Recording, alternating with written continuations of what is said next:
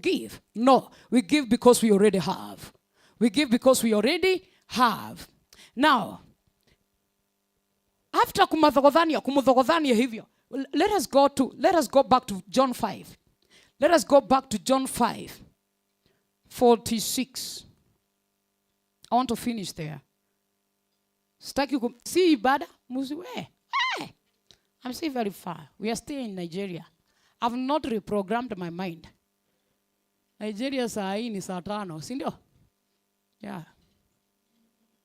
For had you believed Moses, you would have believed me. For he wrote of me. So, as you start the book of Genesis, Moses wrote about who? Moses wrote about Jesus. He did not write about anything else. So your focus is Jesus. What we are looking for that Moses wrote is Jesus. So tukasema ya kwamba in his writing, God called men ambao walikuwa na upungufu wao. He called men that had issues with themselves. He did not call the qualified to deliver the perfect message. God does not use the perfect man to deliver his perfection. He'll not look at you and say, Moses, you killed. You cannot take Jesus to them. Let me look for another person. No, he used a killer to deliver the children of Israel. He used a killer to deliver those that were being killed. Yani alitumia muui kudeliver wale ambao wanauawa. Those that were tortured. Do you see how God works? He does not use you because you are good. He will use you for his perfection. He will use you to carry his perfect message. His perfect assignment. So he called Moses a murderer. Moses had murdered and he fled.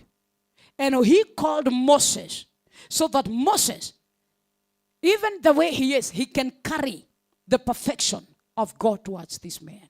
He can deliver Jesus to them. Moses' business was to deliver Jesus.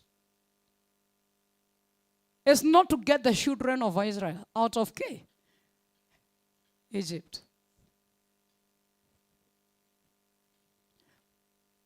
Moses' business was to preach the gospel. It was to preach Jesus.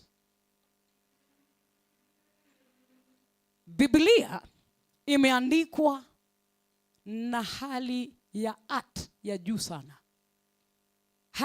The art in which the Bible has been documented ni ya juu sana. And if you don't understand this art, you are going to miss some points. That is why you are still using in the name of the Father, the Son, and the Holy Ghost. Because you don't understand the art of the documentation of the Bible. Do you understand? So vile Biblia iliandikwa kiwango cha God wanted to deliver a message home about his salvation. Because the only way God is relating with man, it is on the area of salvation peke yake.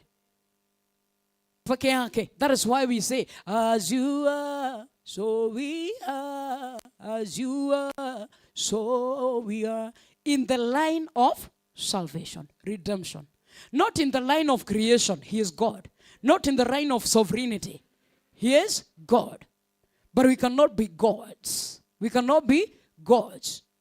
But as he is, so we are. In what line? In the line of Christ. In the line of salvation. Peke yake. And that is how you ought to relate with God. How he relates with you, that is the same way you need to relate with him. Don't relate with God with other things.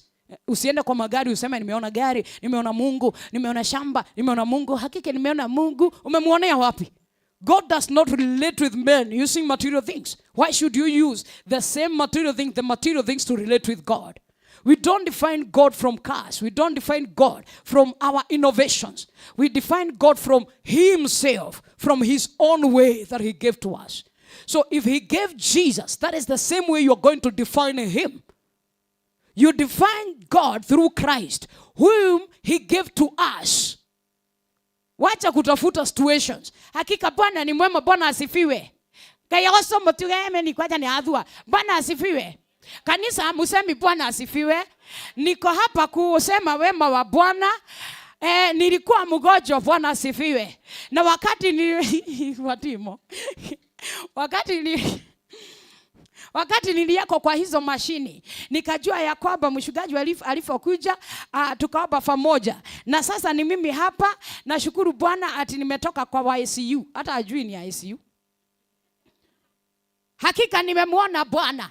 Kabla amaliza anaanza kulia.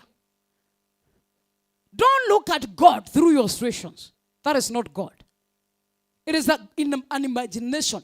Yani kimungu, an imaginary God. Umeko kwa akili zako na mchungaji wako. We look at God through the own way, his own way that he gave to us. It is not sicknesses. It is not situations. How about those that were dancing in the club while you are still in the ICU?